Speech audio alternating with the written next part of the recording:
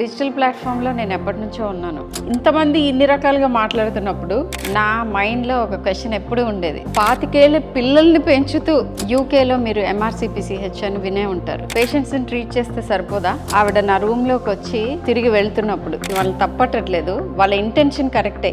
Hi madam, మిమ్మల్ని ఎక్కడో చూసినట్టుందే. And doctor Sharmila, senior consultant paediatrician, Apollo hospitals, Jubilee Hills. My journey academically చెప్పాలి అని అంటే right from school to where I am today. స్కూల్లో all India 8th national talent సర్చ్లో వచ్చింది. ఆ తర్వాత చాలా అకలేడ్స్ వచ్చాయి. బెస్ట్ 2 ఏవి అని నన్ను అడిగితే I'm recognised as the best paediatrician in South. ఇంకొక వెరీ ఇంపార్టెంట్ థింగ్, కోవిడ్ టైంలో చేసిన వర్క్ గాను సెంట్రల్ గవర్నమెంట్ నుంచి అవార్డు తీసుకున్నాను. జస్ట్ పేషెంట్స్ని ట్రీట్ చేయడమే కాదు, రేపు పేషెంట్స్ని ట్రీట్ చేయబోయే డాక్టర్స్ని ట్రైన్ చేస్తున్నాను. యూకేలో మీరు MRCPCH అని వినే ఉంటారు. ఆ ఎగ్జామ్కి అపియర్ అయ్యే మెడికల్ స్టూడెంట్స్ని, MBBS స్టూడెంట్స్ని, నాలానే పీడియాట్రిషియన్స్ అవ్వబోయే వాళ్ళని, వీళ్ళందరికీ టీచర్ని కూడా.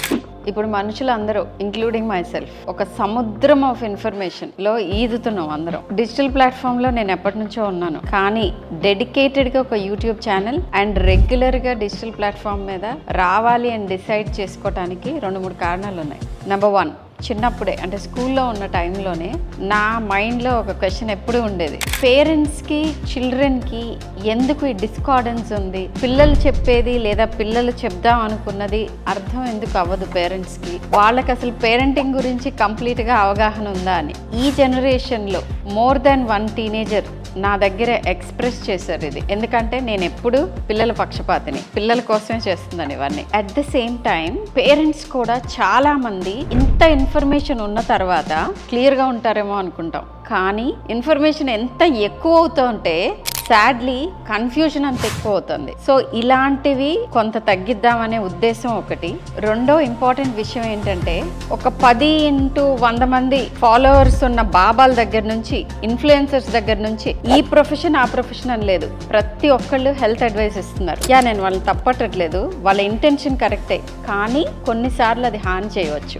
ఇంతమంది ఇన్ని రకాలుగా మాట్లాడుతున్నప్పుడు 25,000 పేషెంట్స్ని ట్రీట్ చేసిన తర్వాత 25 ఏళ్ళు 2 పిల్లల్ని పెంచాక 25 ఏళ్ళ పిల్లల్ని పెంచుతూ ఈ 25,000 పేషెంట్స్ని చూశాను. ఇవన్నీ ఆలోచించిన తర్వాత why not we have a channel and రెగ్యులర్గా పిల్లల పెంపకం గురించి మీతో మాట్లాడాలనే తపన.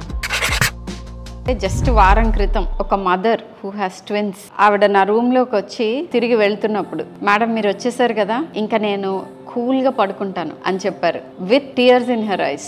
ఇలాంటి ఎక్స్పీరియన్సెస్, ఇంతకు మించిన ఎక్స్పీరియన్సెస్ ప్రతి డాక్టర్ లైఫ్లో ఉంటాయి. అండ్ యాక్చువల్లీ ఇవే ఫ్యూయల్, ఇంకా ఎంత చేయొచ్చు, ఎలా చేయొచ్చు అని ఆలోచింప చేయడానికి ఇవే ఎక్స్పీరియన్సెస్, ఇవే రీజన్స్. ఇదంతా డెఫినెట్గా ఉపయోగపడుతుందని అనిపించింది. సో ఇది డిజిటల్ ప్లాట్ఫామ్లో పెడితే నేను చూసే పేషెంట్లతో నేను మాట్లాడింది కొన్ని లక్షల మందికి రీచ్ అవుతుంది అండ్ డెఫినెట్గా అది ఉపయోగపడుతుంది అని నమ్ముతున్నాను. అందుకే this entry into the YouTube with a dedicated channel of my own.